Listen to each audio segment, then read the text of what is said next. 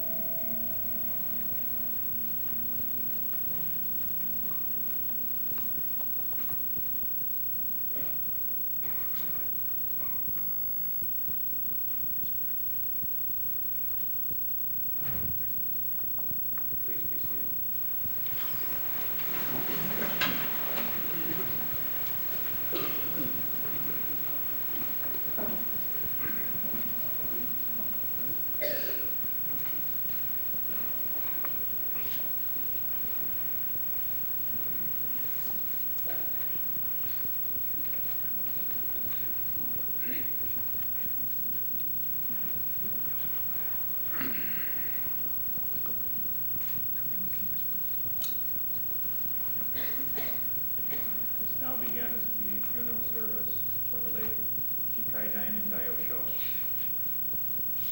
Before we begin the funeral service proper,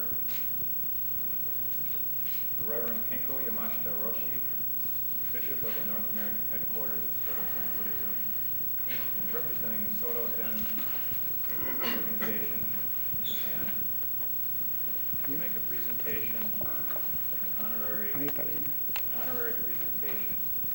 from Soto to Jikai Dainin Daiyosho.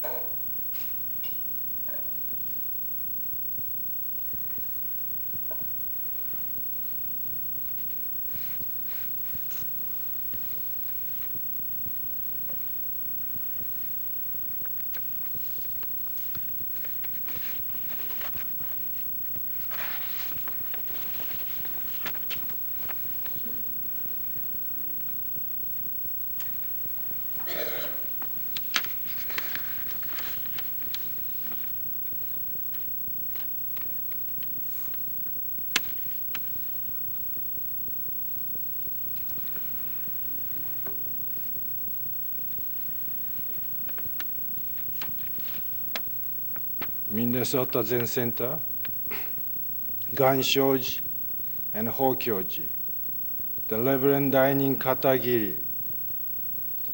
Your Dharma I opened widely to praise Soto Zen and spread the Zen wind. You not only built 2 temples, but exert great effort to teach Dogen Zen in them. Your deep devotion to Eiheiji and its founder, Dogen, stand as a model to others. It is thus a great loss to the Buddha Dharma that the 4 elements of your body have dispersed and you have returned to another existence. On behalf of Eiheiji, I wish to sincerely praise your virtue that spread on the wind and your excellent works whose footprints will endure. I also wish to extend my deepest condolences to your family and followers. 16th April 1990, 렘포 니와 다이혼산 에헤이지 간슈.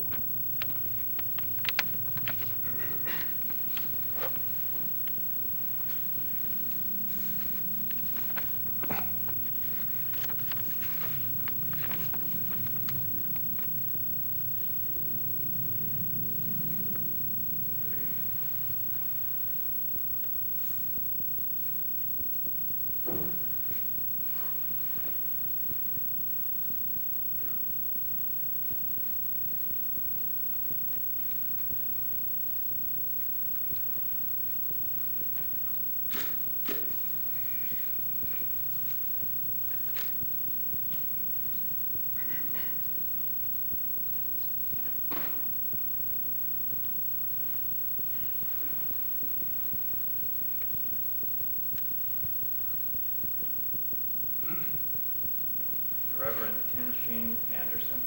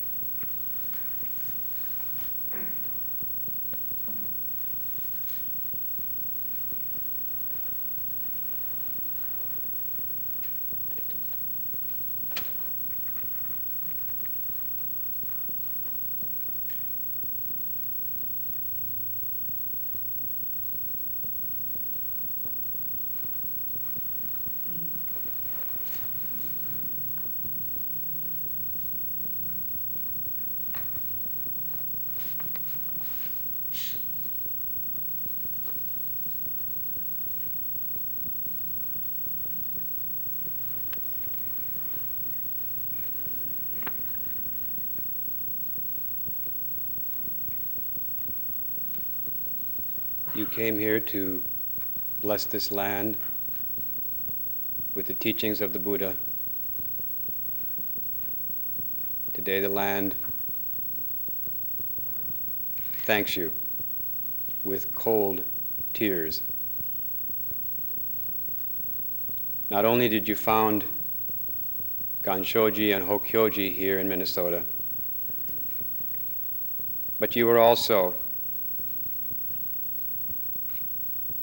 a great formative influence and inspiration for 25 years at the San Francisco Zen Center.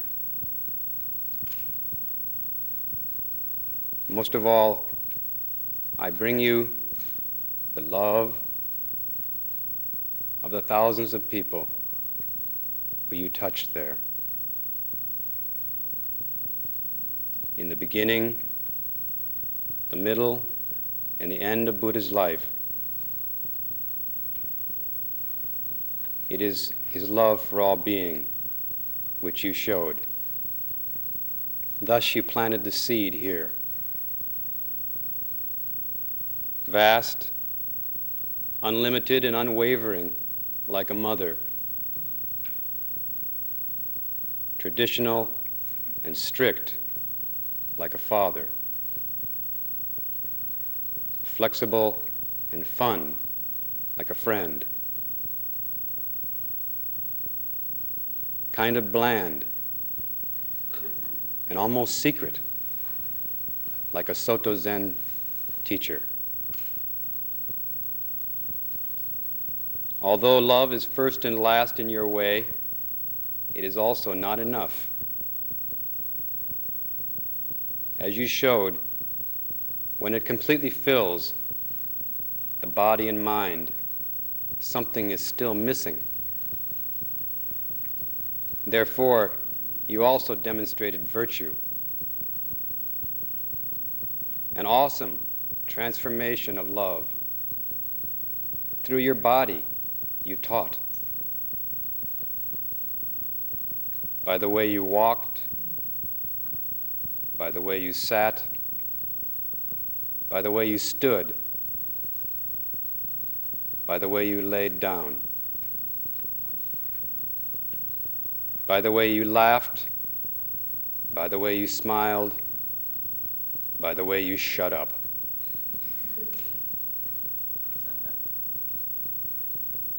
So you taught us how to take our shoes off and arrange them neatly in order. And most of all, you taught us how to join our hands and just gasho, opening directly the depths of our life. Still, this was not enough. So you taught with your words. You taught egolessness and selflessness. You opened the courageous aspect of love. You taught us that complete love and devotion to the lineage of Buddha's ancestors is no different from the profound inquiry into the self. And that the truth of the self, when lived completely, is absolutely different from wanting our own way in everything. From this fertile ground of love and virtue, you opened our minds and hearts to the vast dimensions of Buddhist compassion and realized a way far beyond human thinking. You taught us a new way of thinking in which all beings are clearly reflected. A thinking free from thinking, living which emancipates living. A great, lively wave of clean energy surging up from the profound depths of our life.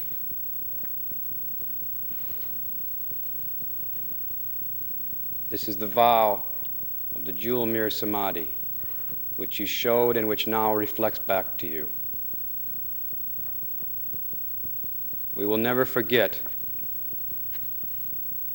and will never regret what you and we did for love. Still, it's hard to let go of this little Buddha.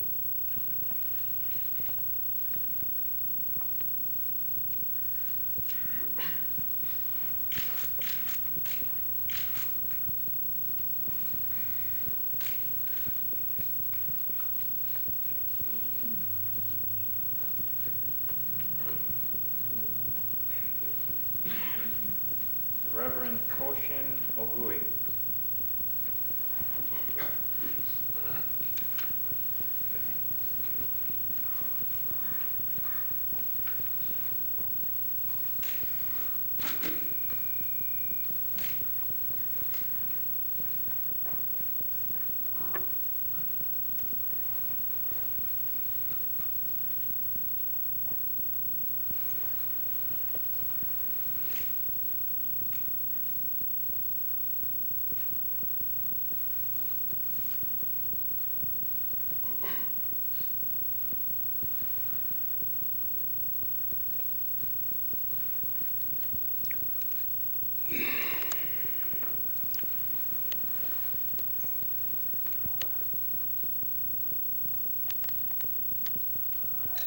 It has been past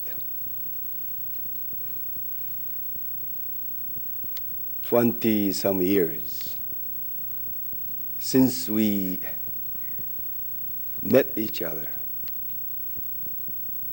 in San Francisco. There was a time people called the age of hippie.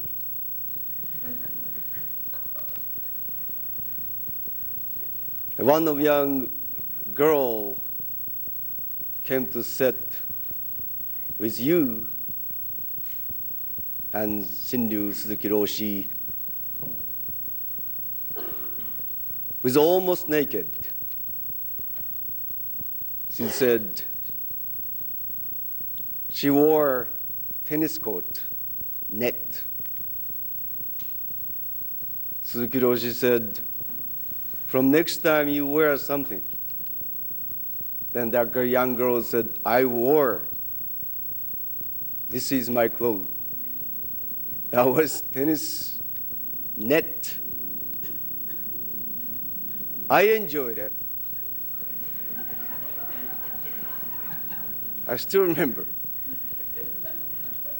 Then he came back to me and said, yeah, I don't know what I could teach them.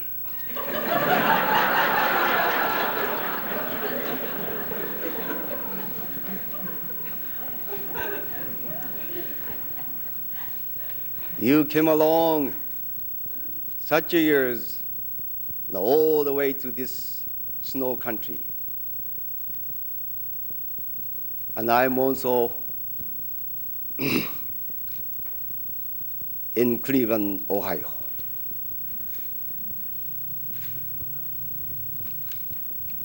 As Jodo Shinshu minister,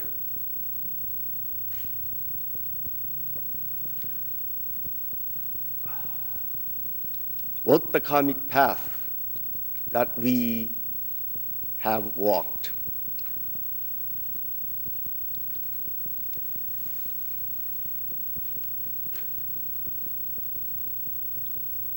I have so many things to talk, but don't have to talk much. I feel very warm and grateful. Honored to be friend.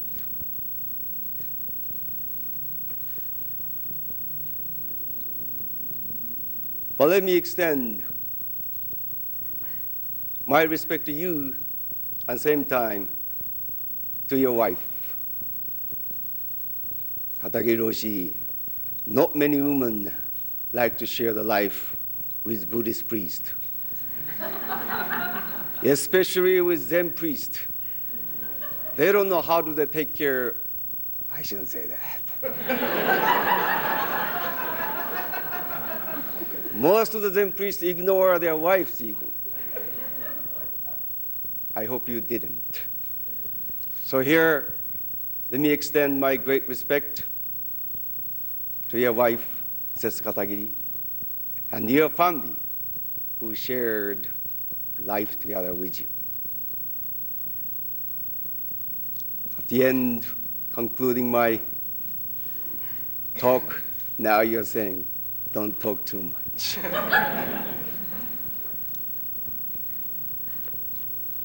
I'm very grateful. I feel joy that we always live in the oneness of Dharma, whatever situation we are in. I hope, Katagi Roshi, your disciples and students may continue your spirit and your sharing of Dharma.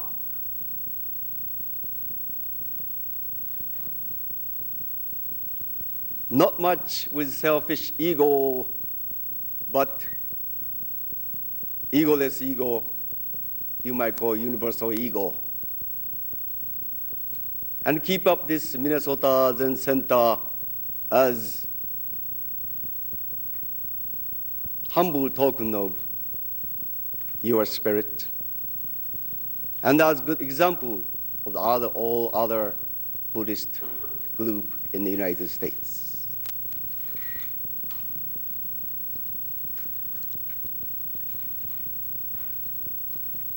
If they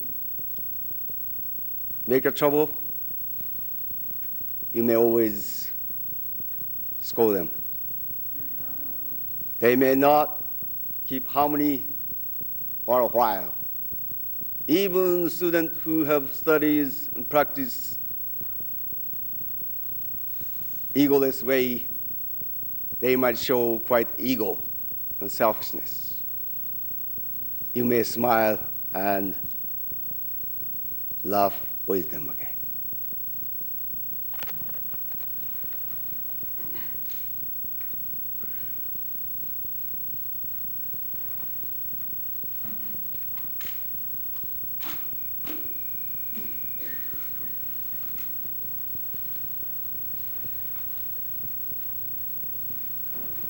Dr. Bardwell Smith.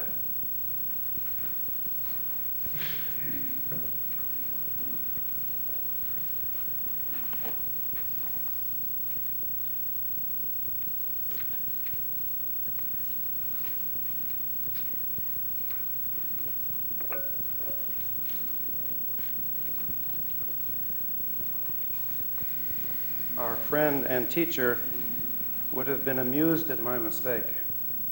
I was supposed to address my remarks to him and face the altar, but I have been given permission to address you since my remarks were written with that in mind.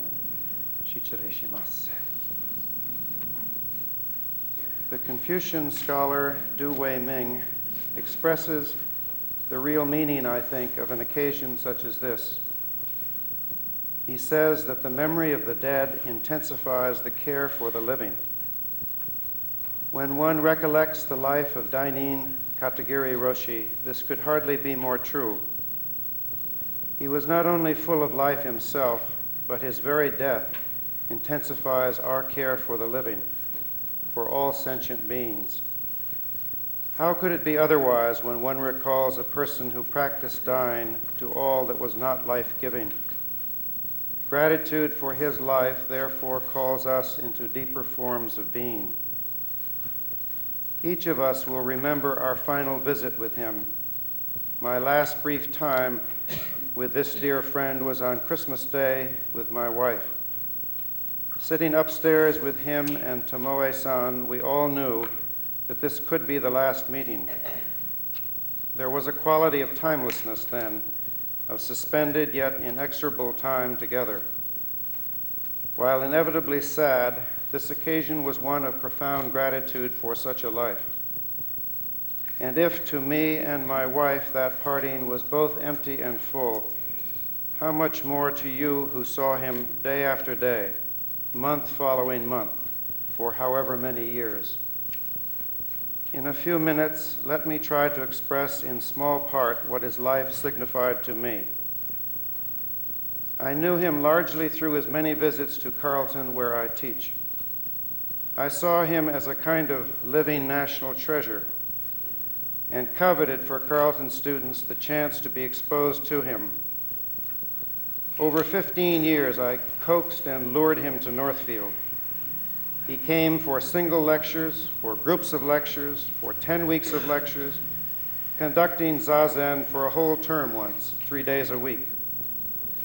I was shameless in my requests, but I think he appreciated my appreciation, and I know he was stimulated by the student delight in him. It was a love affair between them and him, as members of the Zen Center can well understand. But more important, he showed in ways that were beautifully transparent how it is more true that thought comes from life than that life comes from thought. Fragmented lives breed discordant thoughts, and that is a heady lesson in an academic community where we are sometimes educated beyond our brains. It is important for us all to be reminded of life's priority, that life lived at the center gives birth to thoughts which live and heal and recreate. Which of his many qualities would I single out here? First, he was obviously a deeply centered person. He was rooted yet free, profoundly ordered yet wonderfully spontaneous.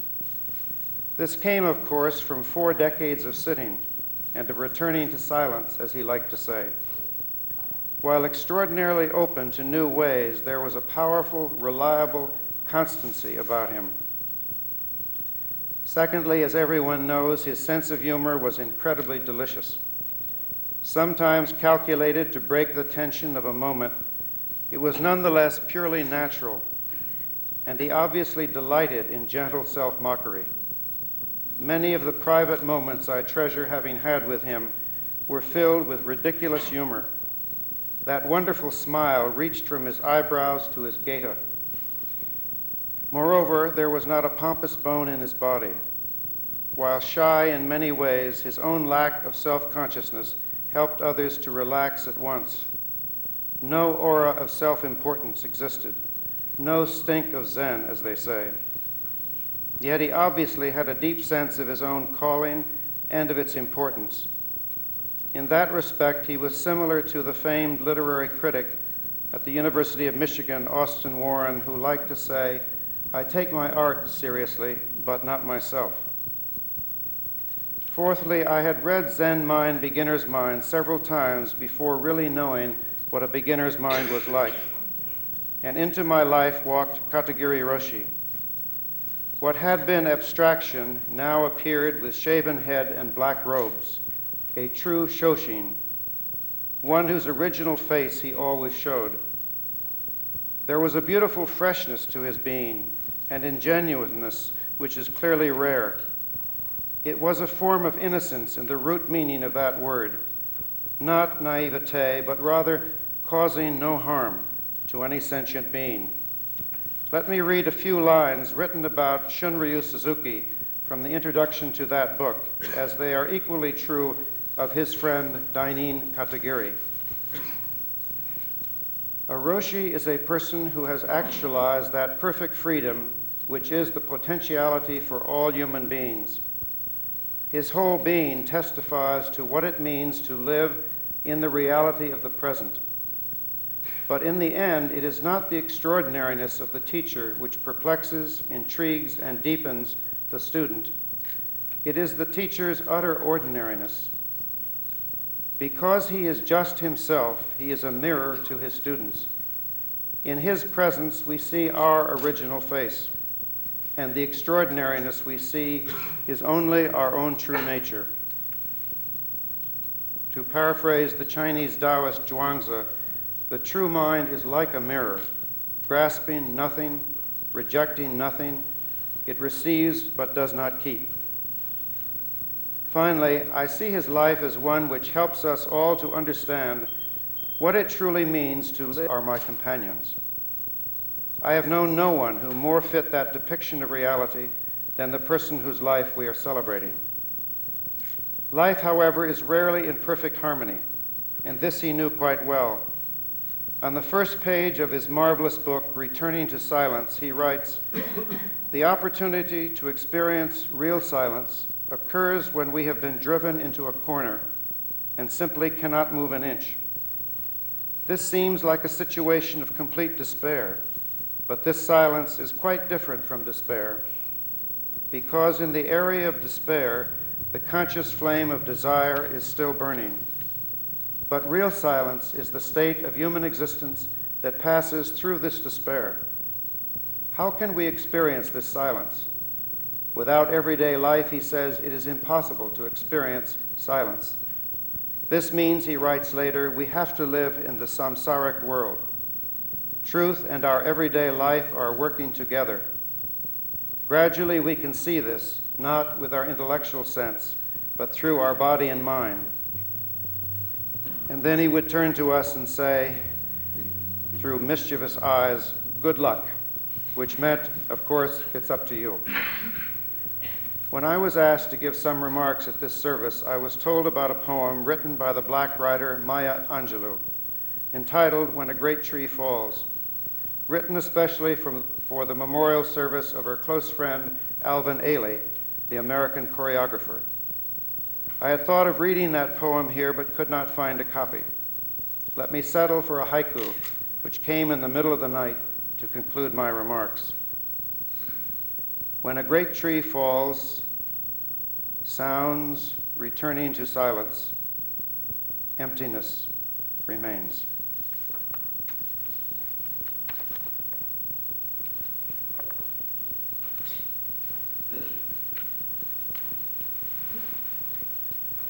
Nancy Ann James.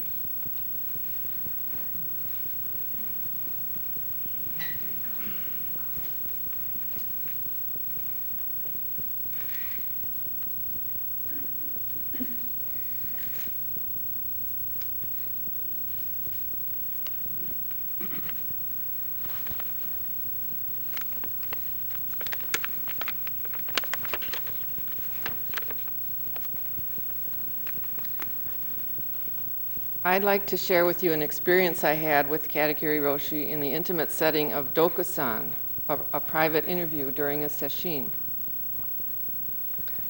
The thing I associate most strongly with Roshi is the element of surprise. He never said what I expected him to.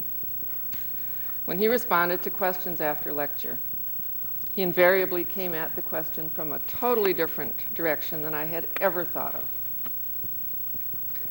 Like someone would ask a complicated question that I barely understood, and he would answer yes or no. Maybe a sentence of explanation. A question I might think would take a simple yes or no. He'd go on for about 5 or 10 minutes, and always from a fresh angle, a new direction that had never occurred to me, off the wall, you might say. He laid waste to my black and white categories of right and wrong. There was never a simple answer about anything. He seemed to always live in beginner's mind, and to remind me that new ways can be found to look at any situation. Because of his ability to surprise, I'll always cherish a response he gave me 10 years ago. My son Chris had been killed just a month or so earlier, and I was totally devastated. For weeks, I didn't care if I lived or died. I was barely functioning, in a Great Depression, crying a lot, caring about nothing. So because nothing had any meaning, I decided I might as well sit Rohatsu Sesshin. It was a 7-day sesshin between Christmas and New Year's that year. And on the 4th day, I had Dokusan with Roshi. In the midst of tears, I told him that nothing seemed important. The world was flat. Why had Chris died? Why was I alive? Nothing gave me a reason to get up in the morning. After hearing me out, he thought for a long time. I wondered what he would say. Would he try to comfort me? Because it wouldn't work. Or maybe he'd give me some stuff about reincarnation and Chris having gone on to a better life somewhere else. How did he know? Or something about the quality of Chris's life being more important than its length.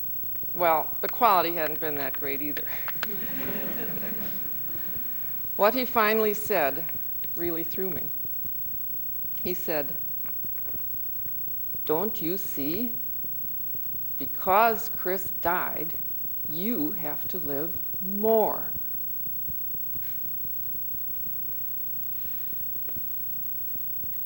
It's taken me a long time to understand that. In fact, I'm still learning what it means. What it says to me is that the short time we have here in human form is infinitely precious and not to be frittered away, not to be wasted in small-minded quarrels and petty struggles.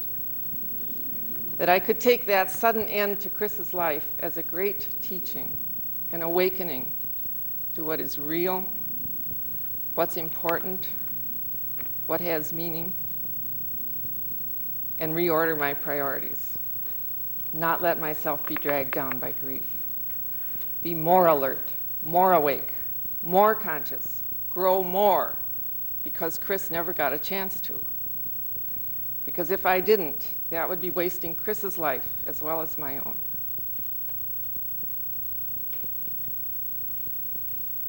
Even as we are sorrowing over Roshi's death, we can realize that the sharp edges of sadness will wear off. And each of us can tell ourselves, because Roshi died, I have to live more.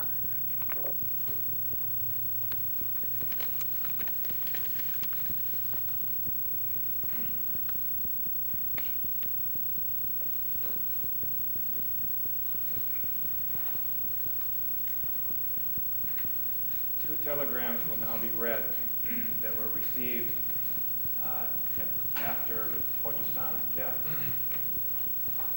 The first telegram is from Reverend Hakudo Yamagami, who has been looking after the temple of Dainin Katagiri Roshi in Japan for many years.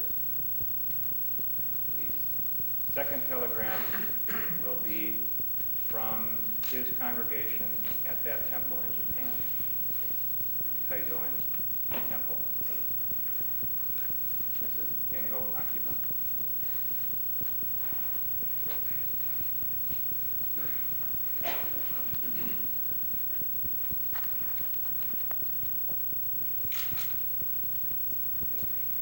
会大人大和尚様の本葬に多数電報が参っておりますので、読み上げさせていただきます。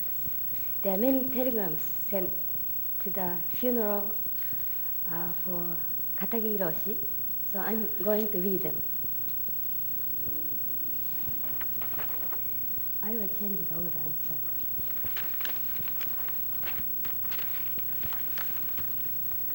ご出走にあたり、東山聖主一同慎みて礼拝を捧げ、真意を増装して立てまつります。We respectfully express our condolences to him. We truly appreciate and honor his Dharma way when he was with us in this world. We sincerely wish that he may rest in peace. It is sent by Monastic Training Center of Zioji and Shogoji, written by Narasaki Ikko Roshi. Second one is ご老師のご宣言を悼み慎んで深く哀悼の意を表します。This 長慶寺山上白道 I mourn over the death of 片桐老師 I respectfully express my condolences to you. It was sent from Yamagami Hakudo of Chokeiji in Fukui Prefecture. He has been taking care of Katagi Roshi's temple, which is Chokoji in Japan.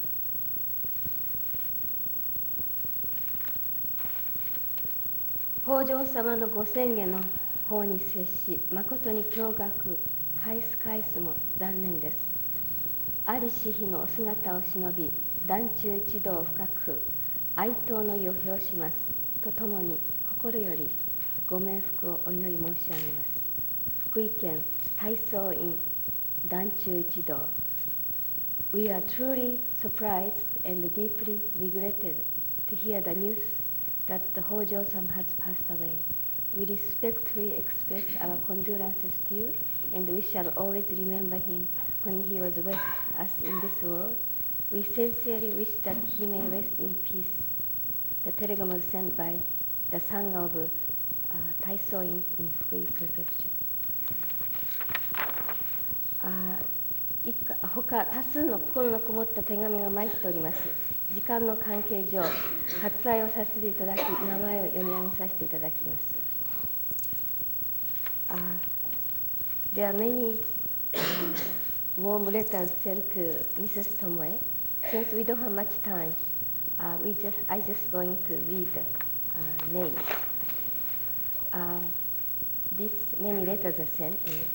ハワイ総監部松浦玉栄総監労使、ハワイヘッドクォーターオブ総統州、ビショップ松浦玉栄、南米総監部青木新龍総監労使、サウスアメリカヘッドクォータービショップ青木新龍、イタリア全教会グアレンチ大天使、Zen Associate of Italy Reverend Guarech 大天使、宗務総長、倉山行動老師、ヘッドクォーターオブ総統禅、倉山行動老師、Department of Administration of 総統禅、光月召集老師、永平寺官人光月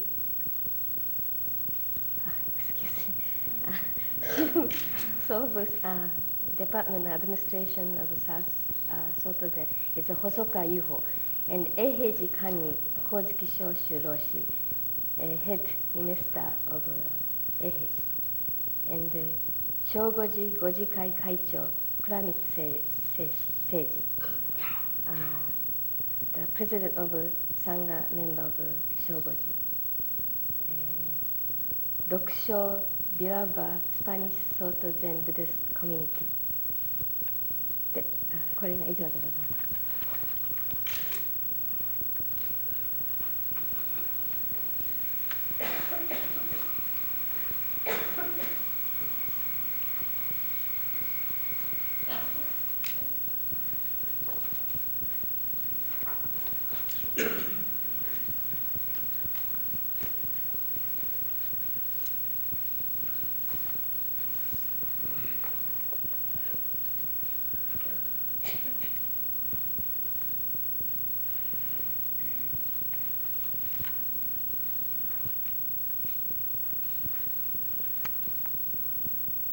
Great teacher Jikai Dainen, Hojo-san. When you were still a teenager, you dedicated your life to the service of others in the form of helping people realize the great path and the great destination that is the birthright of everyone born into this world. Throughout your life, you labored with wholehearted effort to carry out this vow. How many lives did you profoundly touch? How many hearts did you warm unforgettably? How many minds did you open majestically? The fragrance of your life has permeated far and deep. Now, this gray April morning finds us gathered together for your funeral. We share the sorrow that comes from knowing that your life among us has ended too soon. Truly, this life of ours is fragile and fleeting.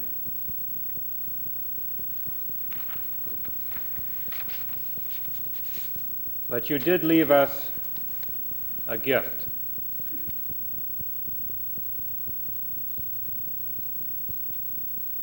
Your life as a person in this world has ended.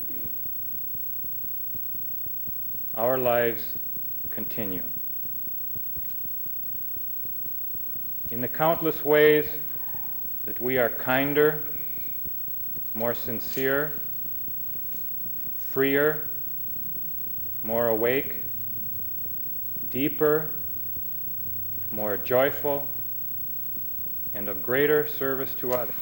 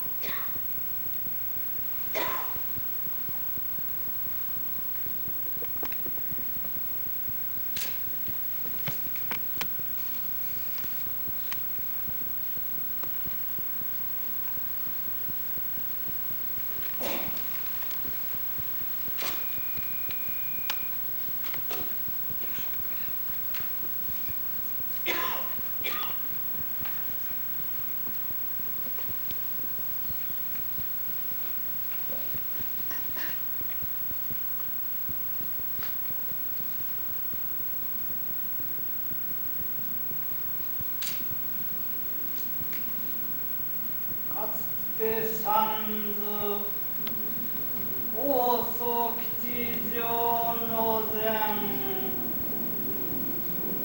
はるかに米州に赴いて応援を開く三十よそ丹の経春風秋民伝を節す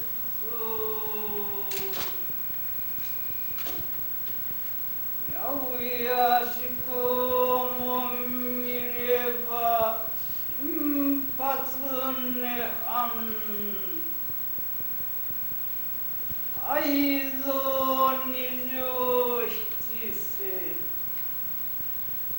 願書並びに法教解散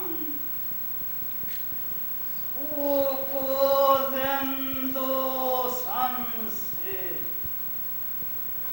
次回大忍大和昇進に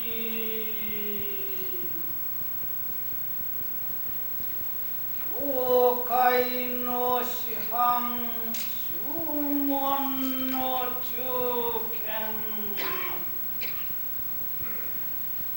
西欧日東に受け昭和戊辰節月のうち別米国に示す平成公部売価のほとり衣を大蔵に染め翌大腸の滴水をなめ妙流説に立て密かに前回の人間に潜む無常を感ずるの時平平本年の道に呵責し不信を投げ打つところ陽光広大にや凡年に暗号す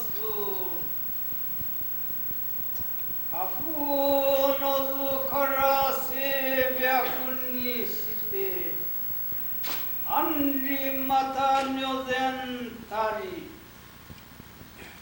あるいは駒沢の研修修文を学び心人族を離る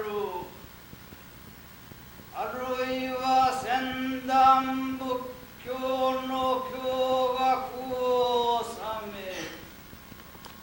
時に怨怨を起こす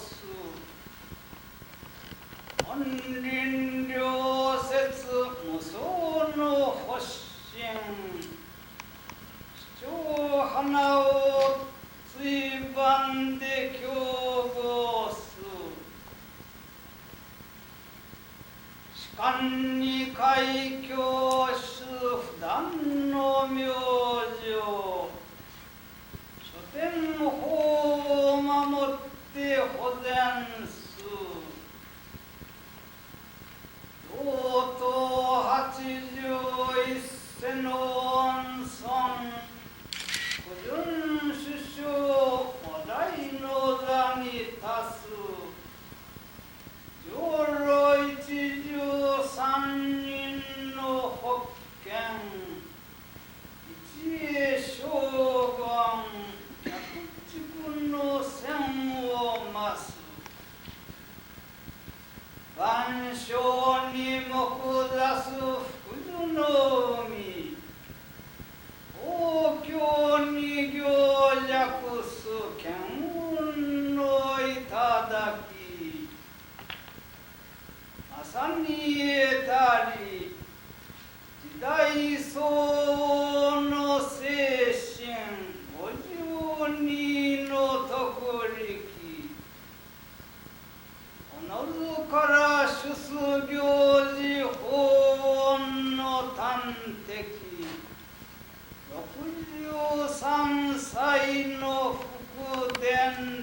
り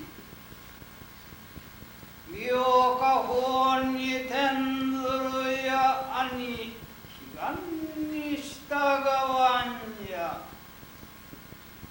あと北斗に治むかつてこの泉を離れず小よもの時老大を称大弱上長略行不滅活気戦を転じ愛花未生妙妙厳厳たり大人の神徳遺憾が不戦戦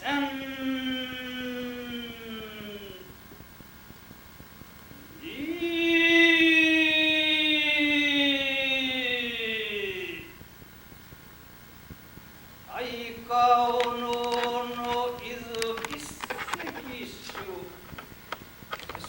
の光明万骨とそして高召喚舞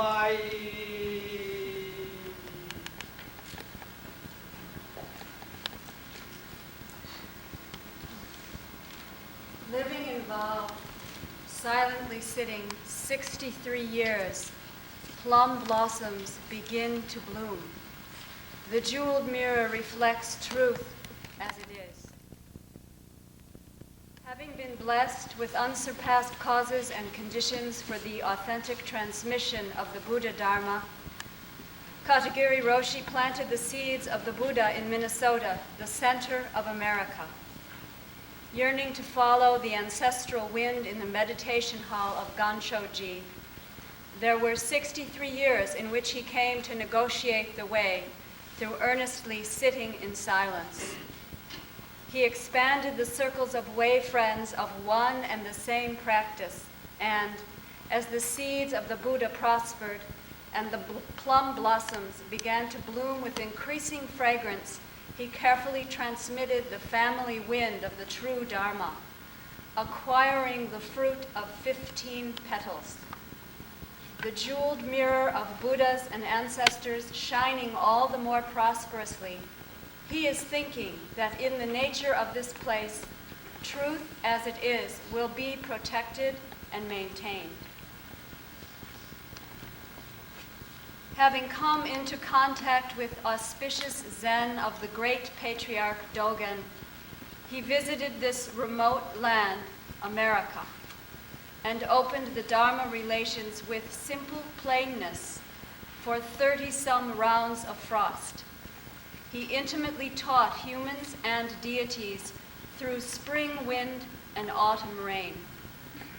In respectfully remembering the new Parinirvana entrant, Dainin Daosho, he was a master in the ocean of the teaching, a mainstay in the Soto school. Given birth in Japan in the month of snow, 1929, showing cessation in America in the month of plum, 1990. Dyeing his robe at Taizoin, he tasted the water of Daicho, great tide. Rising at the Dragon Palace, he plunged into the depth of Zen ocean. Observing impermanence, he practiced deep at Eheji, Perpetual Peace Temple. Throwing the mind, he sat high on the shared seat of Sumeru. His way was naturally pure, and such was his practice. In pursuing scriptures at Komazawa University, his mind parted from the secular dusts. In learning Buddhism at Chandana Temple, clouds were stirred up at times. Birds picking flowers respected the formless Dharma body at both temples in the forests. Deities protecting the Dharma supported the ceaseless samadhi in 4 directions, transmitting the Dharma. the 81st generation in the lineage of the Way struck the Bodhi Mandala through 9-year cultivation verification. The 13 Dharma retinues among the pure friends polished bamboo-hitting potsherds in one beautifying assembly. Silent sitting at Gansho, living in Wow, is the ocean of fortunate life. Serene delight at Tokyo, Jewel-Muir, is the peak of joyous clouds. He rightly attained the responsive spirit to this age with 52 powerful ones in virtues. He himself cultivated the essence of the practice in gratitude with 63 years merit field. Although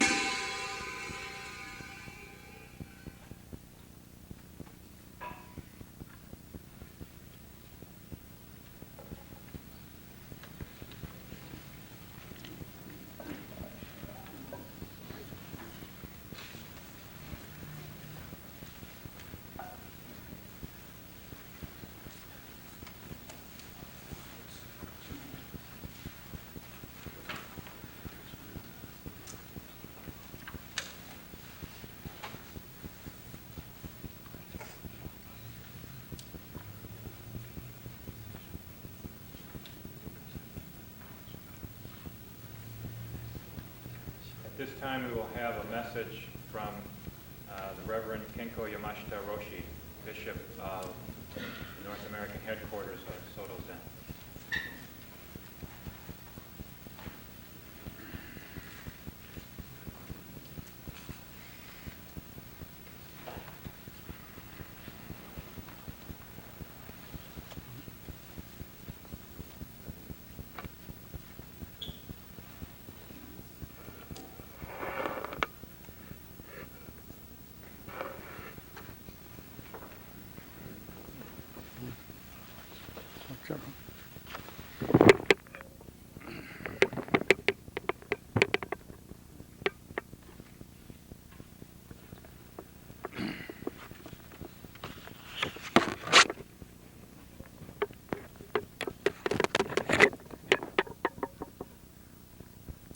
I would first of all wish to express my deepest condolences to the family, friends, and students of the late Katagiri Roshi.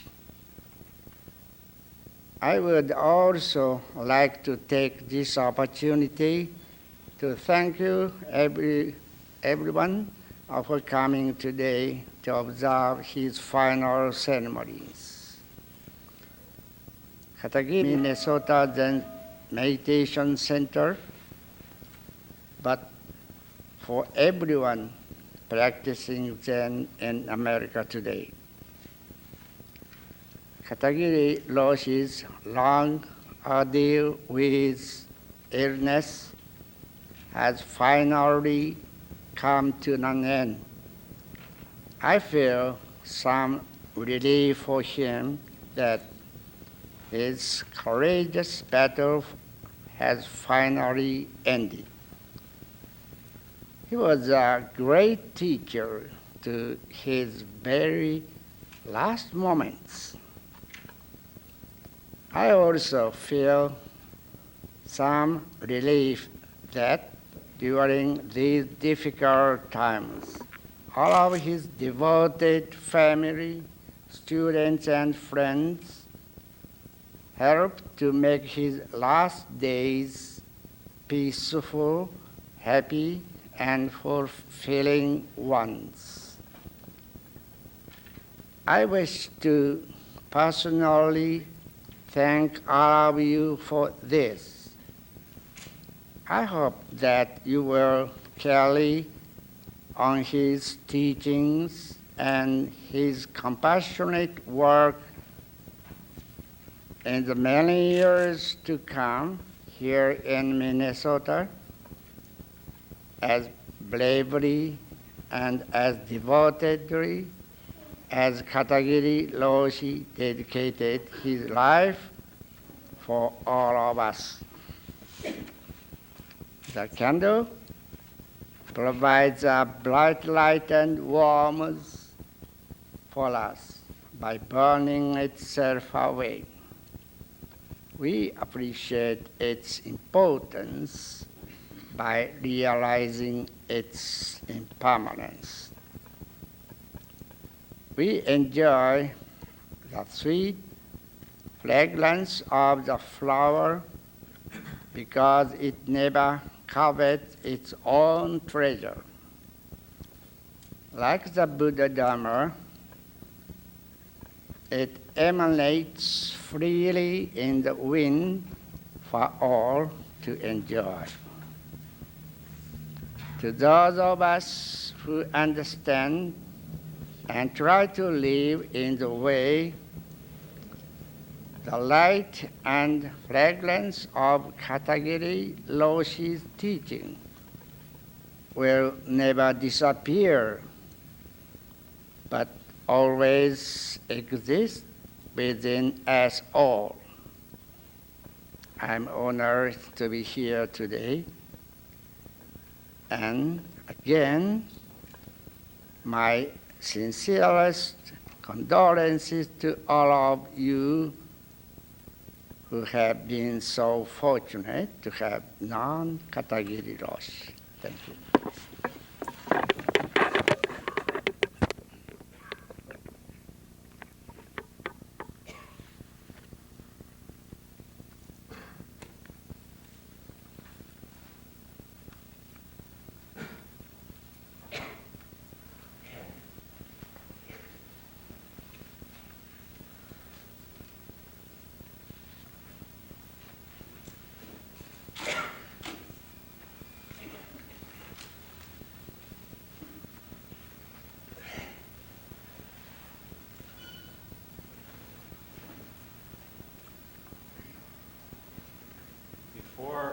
Shikai Dainin Daiyosho passed away, prepared a poem that would be available in the event of his death. This is the poem that is displayed above the altar with the translation, and also the poem that is printed in your brochure. Earlier, it's called the Yuige in Japanese, or a bequeathed verse. Earlier in the service, we heard, after reading the short poem, we heard Suga Narasaki Roshi, Dokan of Zuioji Monastery in Japan, give his commentary on this poem. And the translation of that commentary was read by Marilyn Habermas Sherry. At this time, we will have a few words of appreciation, first from Carrie Warner.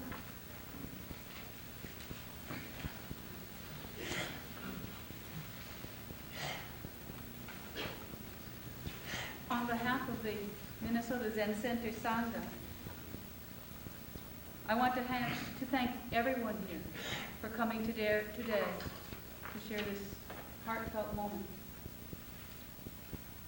Narasaki Tsugen Roshi, Yamashita Kenko Roshi, Matsunaga Zendo Roshi, Toku kara waza waza okoshi kudasari, Rippano go sogyo kudasate.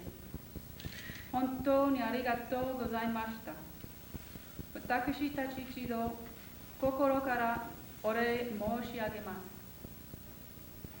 We want to express our deep appreciation to Narasaki Tsugen Roshi, our great friend, to Yamashita Kenko Roshi, Bishop for North America, representing Soho headquarters, and to Matsunaga Zendo Roshi, representing Ehage Monastery.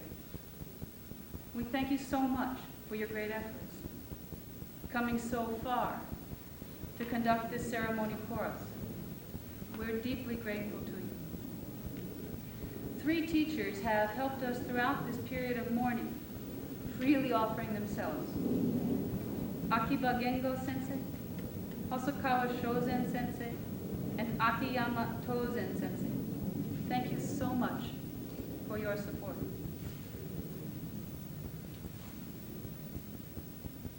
We've come here today from Japan, from Alaska, from California, from our hearts, to honor our deep connection to Hojo-san, to Dainin Katagiri Roshi. He had no idea how profoundly he had affected the lives of so many of us until his illness. Last spring, hundreds of cards poured in, cards and letters in a never-ending river. In letter after letter, people told him how important he was in their lives. Hojo-san was amazed. And he read all the cards or had them all read to him, sometimes more than once. He felt greatly appreciated, supported by the appreciation people expressed, and supported by seeing how the Dharma was working in their lives. He appreciated this very much.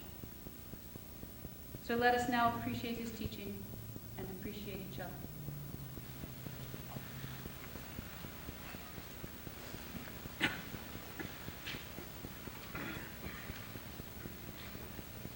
Ernest Gray.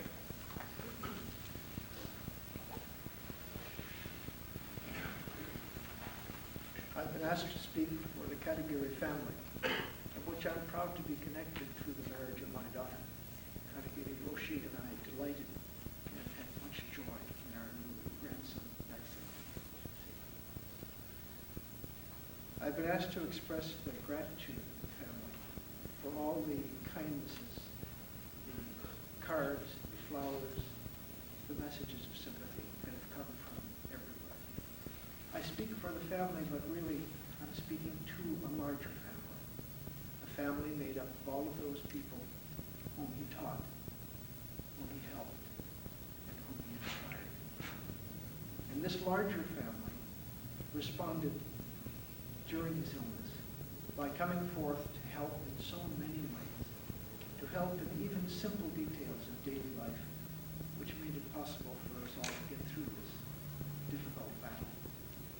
Now we must go on and take up our daily life. This is the most difficult task. But it will be made easier by the memories of this good man who touched us all.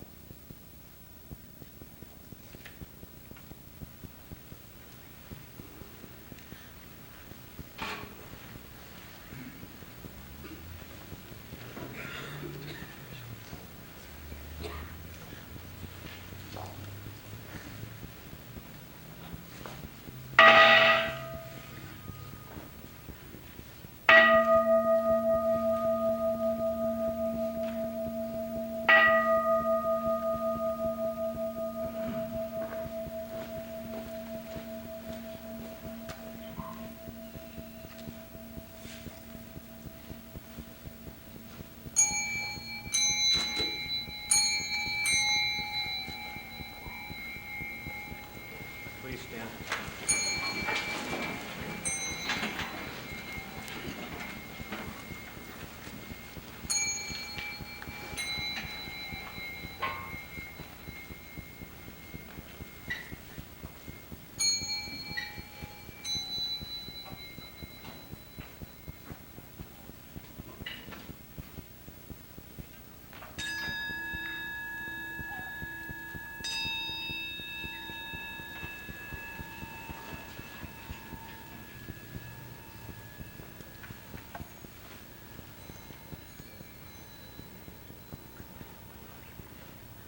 This concludes the funeral service for the late Jikai Dainin Daio Sho.